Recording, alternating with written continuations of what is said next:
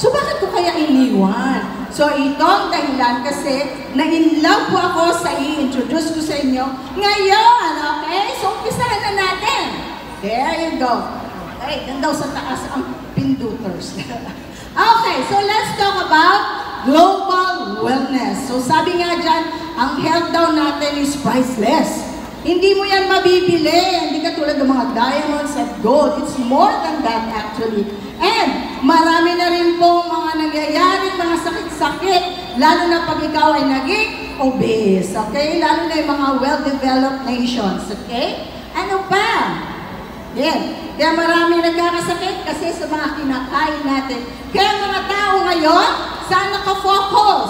Sa total wellness, lalo na no? Pandemic, di ba? Marami nagkaroon ng health awareness kasi doon nila na-realize na yung mga branded bags, yung mga branded na ginagamit natin, hindi pala ganun kahalaga. Kasi hindi mo ma-enjoy yan pag ikaw ay mayroon na sakit. Okay? So yan, tuloy natin. Ay, dito pala.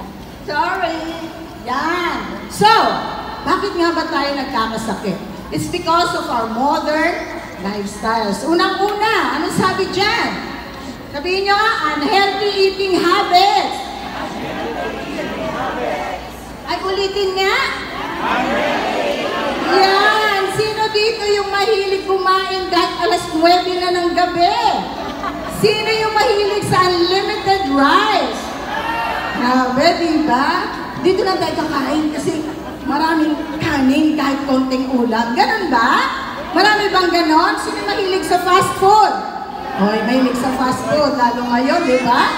Bili na tayo sa Jollibee, sa McDo, pero hindi mo alam bibilis mo rin pala ang buhay mo. Lack of exercise.